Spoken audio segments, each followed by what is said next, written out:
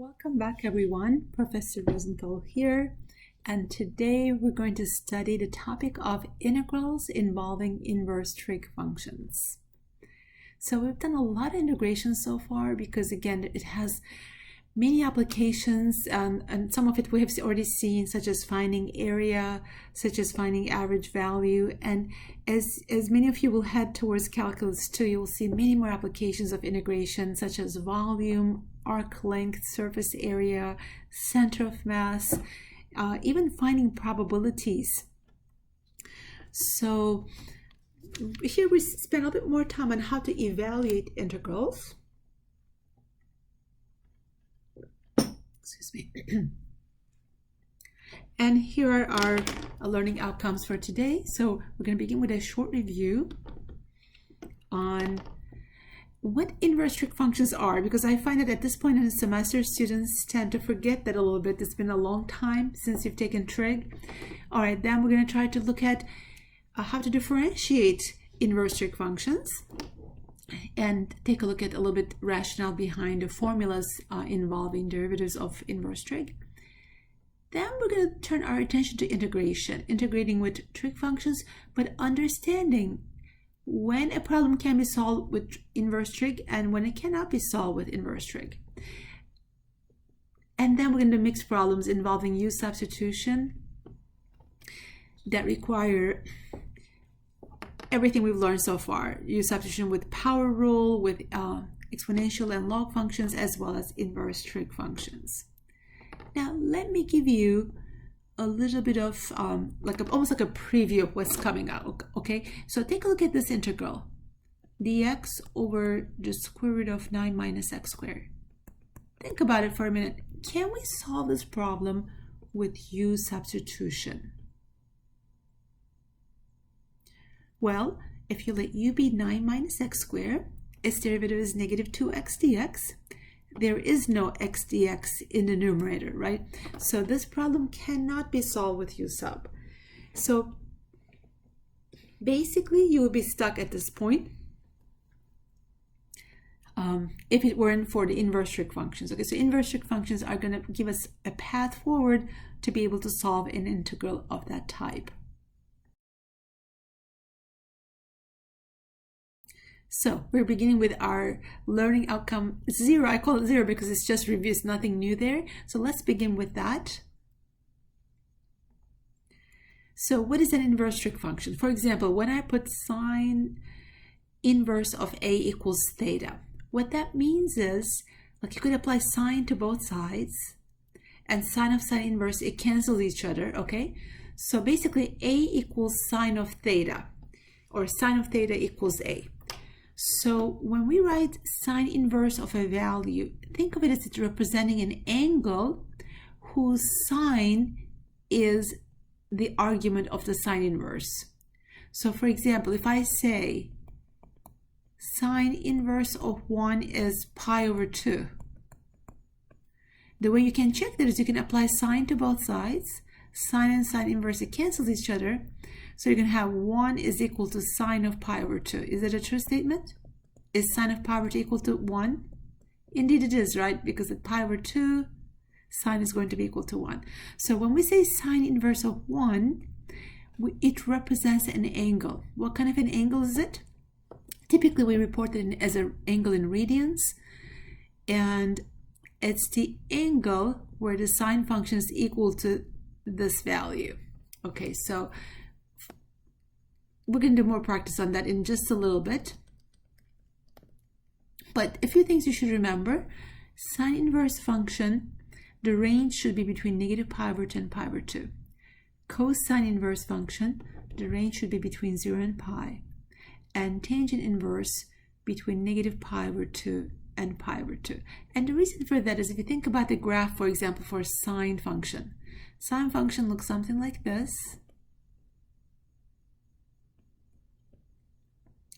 And for a function to have an inverse, it has to pass the horizontal line test. It has to, like if you draw a horizontal line, you should cross it only once. But this one, it doesn't work, right? So what they've done is they've restricted the domain of the sine function. They said, okay, we're going to just take it from negative pi over 2 to pi over 2. if you only look at this portion of the sine function, there it passes the horizontal line test, okay? And there it will have an inverse. And so it's between negative pi over 2 and positive pi over 2. Sine function assumes every possible value, anywhere from -1 to 1. So that's where they decided to restrict the domain of the sine function, which turns out to be the same as the range of the sine inverse. So if we ever say, what is sine inverse of 1? Your answer should fall in this range, okay, between negative pi over 2 and pi over 2. So sine inverse of 1 is pi over 2. You could say, well, what if I add another 2 pi to this? Isn't that going to give me the same thing? Yes, but for it to be a function, the answer should always be in this range, okay? So that's how they defined, that's how they made sine inverse a function. Same thing with cosine inverse. You can look at the graph, and it turns out that between 0 and pi, cosine assumes every possible value. So if you let's look at the graph of cosine function. Cosine function looks something like this.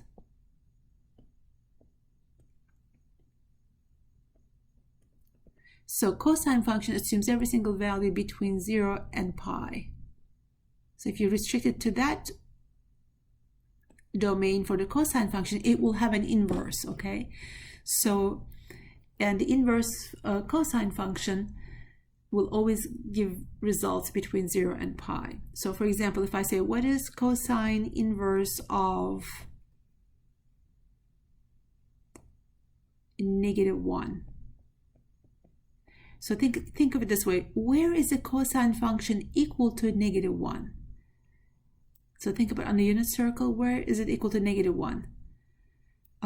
You could say, okay, right here at pi, right? But then you might say, how about if I add 2 pi again? So at 3 pi, but 3 pi doesn't lie in this interval, right? So the only one that lies in here is pi, so the answer will be pi. So basically, if you always find the one that lies in this interval, there's always going to be a unique answer, and that's where after that unique answer. And the calculators are already programmed for that. If you're in radian mode, it's going to give you the correct answer automatically. It already knows the answer should be in these intervals. So another notation you should be familiar with is sine inverse of x is the same as arc sine of x. And this notation is being used more and more lately to represent inverse sine function, because some people will mistakenly think this is like 1 over sine, but it's not, okay? It just means inverse sine function, which is the same as arc sine. Same with cosine to the -1 represents cosine inverse, same as arc cosine. Same with the arc tangent. Inverse tangent and arc tangent are the same. Now, what were these functions good for? Well, an inverse trig function can be very helpful to solve for an angle. For example, think of this right triangle. The adjacent side is 8, the opposite side is 10, and here we have an angle theta. It's a right triangle. So how would you go about finding for theta there? Which trig function would you want to use first? If you say tangent, you're on the right track. Tangent of theta equals 10 over 8. Or 5 over 4. Okay? So what is theta then? So here you apply the inverse tangent to both sides, right? So tangent inverse of 5 over 4. And at this point, you can go ahead and use your calculator. Just make sure that you know what degree or radian mode you're in. And if you're in radian mode, you're going to get 0.89, roughly 0.90 radians. And if you're in degree mode, you're going to get 51.3 degrees. So again, inverse trig functions are very helpful when we're trying to, if you know like two sides of a right triangle and you're trying to figure out the angle, you can use an inverse trig function. Once you know that angle, certainly you can also find this angle, just subtract from 90 to find the other angle as well. Some of the important values of inverse trig functions where you shouldn't even have to use a calculator for are sine inverse of 1, we should know that's pi over 2. Again, this is all boils down to the unit circle, right? And sine inverse of -1, that would be negative pi over 2. Now you might say, couldn't I say 3 pi over 2 for that? Because sine of 3 pi over 2 is also negative 1, right? But the answer is no. We have to put the answer as negative pi over 2 in this section because that's the only value that lies in this interval. 3 pi over 2 does not lie in that interval, okay? What about sine inverse of a half? Think about, where is the sine function equal to 1/2? For which angle? That's 60 degrees, that's pi, sine inverse of a half, that's 30 degrees. That's pi over 6, right? Okay, what is sine inverse of radical 3 over 2? That should be 60 degrees. That's pi over 3. What about sine inverse of root 2 over 2? At which angle is the sine function equal to root 2 over 2? It's 45 degrees, right? And in radians, that's pi over 4. Okay, so you could go through these. Tangent inverse of 1 is going to come up a lot. Please know that one. It's pi over 4. That's when sine and cosine are equal, and therefore the ratio tangent is 1. That happens at pi over 4, 45 degrees or pi over 4 radians. And tangent inverse of negative 1 is negative pi over 4. Again, the result has to be between negative pi over 2 and pi over 2. So negative pi over 4 lies there. So again, you could go through this and you could check these. Like, how do you check it? If sine inverse of 1 is pi over 2, take sine of this side, sine of pi over 2, it should be equal to 1. And it is, right? So that's how you check it. Okay, so that was your very quick review of inverse trig functions. And now we move on to doing calculus with inverse trig functions. And I will first state these 3 rules. We will look at one example, a proof of the first one, and then we're going to do multiple examples. Okay, so first rule, derivative of the sine inverse function. Are you ready for this? 1 over the square root of 1 minus x squared. This is a little bit surprising because think about the derivative of sine function. It was cosine, right? So the derivative of cosine was negative sine. So usually the derivative of a trig function was another trig function. Whereas here, any inverse trig function, the answer has nothing to do with a trig function or inverse. It's just an algebraic expression. Okay, similarly with derivative of tangent inverse, there's no tangent or any trig function in the answer. It's just algebraic. 1 over 1 plus x squared. And the secant inverse, I'll just show it to you here, but you don't have to memorize that one. But these two are going to come up a lot in this section, so I'm asking you to please try to remember those. Derivative of sine inverse and derivative of tangent inverse. Okay, what I'm about to show you right now is going to confuse some of you. Okay, I'm going to try to show you where this rule comes from. If you don't follow the proof, it's okay. But sometimes if you are able to follow it even a little bit, it helps you understand where the formula comes from. And I think then it's easier to learn. So I'm going to take a few moments to show you where the formula comes from. Okay, so we're trying to show that derivative of sine inverse is 1 over the square root of 1 minus x squared. Okay, so let's assume that sine inverse of x is equal to y. Let's assume that this is equal to y. So we're going to try to show that dy dx is equal to this quantity. Okay, we're trying to show dy dx. Okay, so we're saying let y be equal to sine inverse of x. That's what we did over here. Then apply sine to both sides. And if you're taking notes, this particular portion, it's okay not to take notes. I just want you to watch and listen, okay? So apply sine to both sides. Sine y equals, if you apply sine on the right-hand side, sine and sine inverse, they cancel each other, you get x. So sine y equals x. Okay, we haven't differentiated yet. And why did I do this? Because we don't know how to differentiate sine inverse, right? But we know how to differentiate sine. That's why we're applying a little trick. So first we got rid of sine inverse by applying sine to both sides. And now we differentiated. So now you're going to get, okay, derivative of sine y with respect to x is cosine y dy dx. Think about chain rule, right? Think about implicit differentiation. So cosine y dy dx. And derivative of x with respect to x is 1. So cosine y dy dx equals 1. And what were we trying to solve for? Dy dx. So go ahead and solve for dy dx here. So 1 over cosine y. Okay, hang in there, we're almost there. We're almost done. So dy dx is 1 over cosine y. Now, I want you to remember something. We had said earlier, sine y is equal to x. Think of it as x over 1. Okay, so I want you to create a triangle where sine y is x over 1. Sine is opposite over hypotenuse. So this side should be x, this side should be 1, and this side will be from the Pythagorean theorem. The hypotenuse squared minus the other side squared, so 1 minus x squared. So now what is cosine of y here? What is cosine of y? Adjacent over hypotenuse, right? Over 1, you get the same thing back. But we need 1 over cosine y, so dy dx equals 1 over that quantity. And remember what we were trying to show? We're trying to show dy dx equals this quantity, right? And that's what we got here. Dy dx equals 1 over 1 minus x squared. The square root of 1 minus x squared. So, yeah, it was a lot of steps, but it gave us a little bit of insight about where these formulas are coming from. So the derivative of sine inverse is 1 over the square root of 1 minus x squared. In a very similar way, you could also prove the derivative of the tangent inverse function. And that one will turn out to be 1 over 1 plus x squared.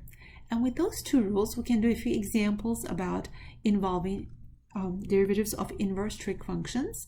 So for instance, how do you differentiate tangent inverse of 2x? Well, you know how to differentiate tangent inverse of x.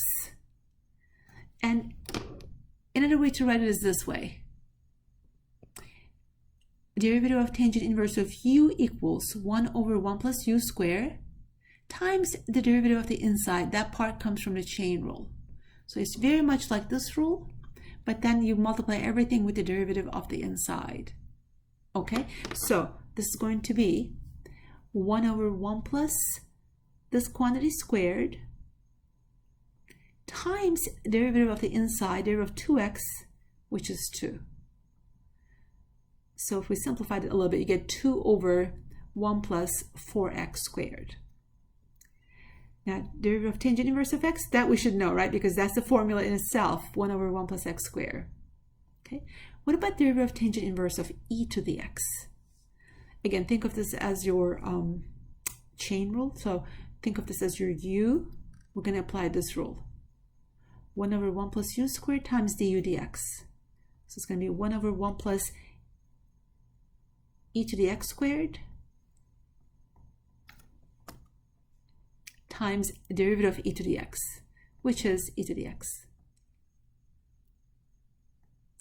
So, and I should note that power for power, you multiply the powers. So it's going to become e to the x over 1 plus e to the 2x, because over here, e to the x to the second power is e to the 2x. All right, one more. What's the derivative of sine inverse of x squared? Now, what was the rule for sine inverse function? Let's look up here for a second. Sine inverse function was this. This is the derivative. But if you have a u there, like a function of x, it's going to be very similar to that one, 1 over square root of 1 minus u squared. But you multiply with the derivative of the inside, and that comes from the chain rule. Okay. So sine inverse, there's a square root on the bottom.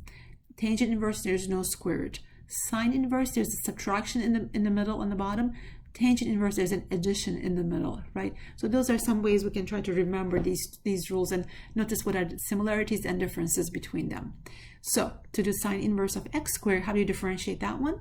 The rule is 1 over the square root of 1 minus u squared. This being your u, so it's going to be 1 over the square root of 1 minus that quantity x squared squared times the derivative of the inside, the derivative of x squared, which is 2x. And if you simplify it, x squared to the second, you multiply the powers, and you get x to the fourth. So you can combine them. Think of it as a 1 at the bottom here.